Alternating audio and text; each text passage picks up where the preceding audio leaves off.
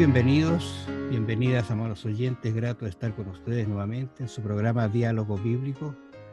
Vamos a conversar ahora sobre el hecho de aprendamos de Jesús, cómo Jesús vio, cómo entendió, estudió las Escrituras, no las estudió, las usó. ¿Qué pasa con él? A ver, veamos un poquito aquí, quizás Lucas 4:4, ¿no es cierto? Es un incidente bien conocido de las tentaciones del mismo, justamente. ¿Y cuál fue la respuesta que Jesús dio? ¿Cómo se defendió de una situación bastante compleja? De improviso uno mira a las tentaciones de Jesús y dice, y esto es lo malo, a lo mejor. Decir, no, es que él era Jesús, al nivel de Jesús, de Dios, digamos, ¿qué habría servido como ejemplo para nosotros?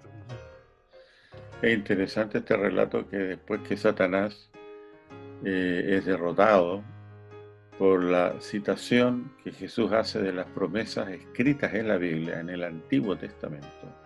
Y de paso, Jesús disponía durante su ministerio solo los 39 libros del Antiguo Testamento. El Nuevo Testamento aún no existía, ¿ya? De manera que esa escisión artificial, decir, no, yo solamente leo el Nuevo Testamento y el Antiguo es para los judíos, no sé para quién, es completamente artificial, porque es el mismo Dios, es el mismo Evangelio, la misma manera de salvación, ¿ya? Así que yo, Raúl, llevaría a los oyentes a pensar en la última parte de este episodio de las tentaciones, cuando dice que Satanás se apartó de Jesús por un tiempo. Cuando ya se vio derrotado, dice, se separó de Jesús por un tiempo. Pero ese tiempo no es el tiempo, digamos, que uno cuenta en minutos, segundos, sino que tiene que ver con un tiempo más oportuno, en el cual poder volver a atacar a Jesucristo, ¿ya? Lo ataca ahora porque Jesús venía de ayuno, él estaba muy débil, ¿ya? Y Satanás pensó que en esta debilidad física sería el momento apropiado para inducir a Jesús a pecar y que, digamos, cediera a la tentación, porque la tentación no es pecado, pero ceder a la tentación sería el pecado. Así que nosotros vemos que Cristo podría haber elaborado un discurso, lo que sea. No, él citó simplemente las Sagradas Escrituras, las promesas del Señor, y esa fue su defensa.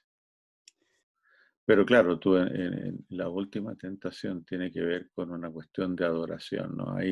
Ahí mostró Satanás sus colores, ¿no? ¿Qué es lo que busca? Hay un conflicto de adoración permanente, ¿no? Y nosotros tenemos que tomar partido todos los días a este respecto. Por eso que al final Jesús le dice, usando la Escritura, es interesante, respondiendo Jesús le dijo, dicho está, no tentarás al Señor tu Dios. ¿De dónde se toma?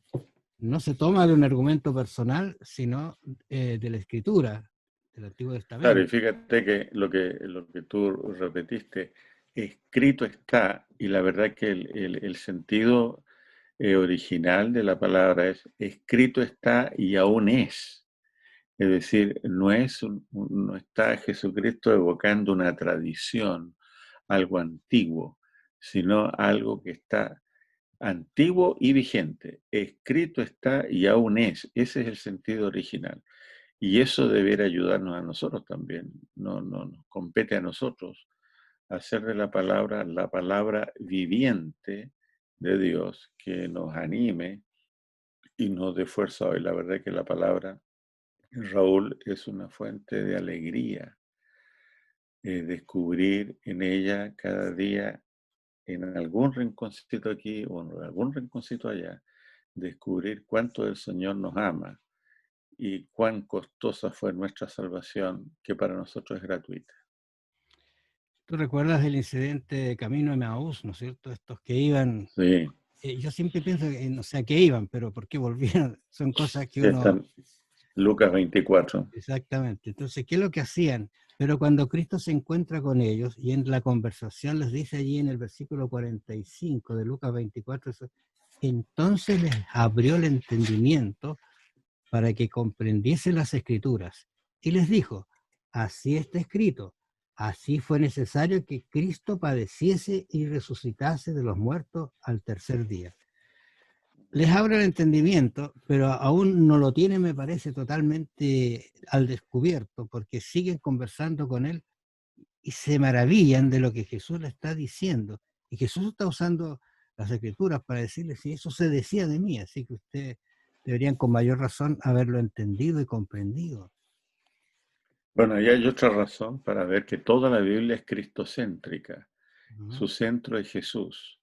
No hay una Biblia para los judíos y una Biblia para los cristianos. El mismo Cristo le dice que todo desde Génesis 1:1 habla de Él, ¿no es cierto? Así que hay que mirar de que nosotros, como los discípulos que iban a Emaús, podemos condicionar nuestro ánimo espiritual a los hechos que ven nuestros sentidos, ¿no? Porque le dicen a Jesús, tú eres el único que no sabe lo que la desgracia que pasó este fin de semana en Jerusalén. Es decir, nuestro amado Señor fue muerto, crucificado y enterrado. Eres el único que no sabe. Se acabó todo. El sueño que teníamos se derrumbó. Y el Señor los escucha pacientemente, no se revela ante ellos. Entre paréntesis, este es como un milagro, ¿ah? Que uno entiende, por ejemplo, cuando va en una calle muy, muy llena de gente, de esas que no debieran haber ahora, calles llenas de gente, y pasa alguien por al lado y tú no lo viste. Y resulta que era un hermano de iglesia. Y después al otro día en la iglesia te dice, oye, el otro día casi chocamos y usted ni me prestó atención. Claro, uno va con los ojos abiertos, pero no va viendo, te fijas. Va a mirar, va ensimismado en sus problemas, sus cálculos, las cosas que tiene que hacer, y no ve, solamente ve un bulto, no ve nada más. Algo así pasó. Pero lo importante es que el Señor les dio un estudio bíblico maravilloso, debe haber sido un estudio bíblico extraordinario, el que el Señor les dio, al punto que dice que ardía el corazón de ellos con el estudio bíblico. ¿Ya? Como cuando Bueno, eso es lo que Dios quiere producir en nosotros también. Interesante que cuando Cristo fue enfrentado, porque siempre fue enfrentado a situaciones difíciles, Él llega a decir, Él les dijo, por ejemplo, en este incidente, ¿qué está escrito en la ley? ¿Cómo lees? O sea, Él toma como base para sus respuestas lo que está escrito en la palabra de Dios, que es el Antiguo Testamento. Claro. Y imagínate un estudio. El método de Cristo que usa en Lucas 24 con los que van a Emaús es muy claro. Todo estudio de los tiempos en que vivimos, si queremos entender nuestra propia naturaleza, nuestro propio estado, nuestra situación actual, un buen estudio de la Biblia comienza siempre con Génesis 1. Ese es el método de Cristo. Pero hoy en día la gente tiene tantas ideas, tantas categorías extrañas a la Biblia, que comienzan a estudiar la situación actual, aquí y allá, y van retrocediendo en el tiempo. Y cuando llegan al apóstol Pablo, por ejemplo, o llegan al Evangelio de Jesús, ya están tan cargados con preconceptos que aunque leen la Biblia, no la pueden entender, ¿no? Por eso se requiere humildad para estudiarla. Exactamente. Bueno, les agradecemos su atención, amables oyentes. Vamos a encontrarnos mañana. Bendiciones. Bendiciones.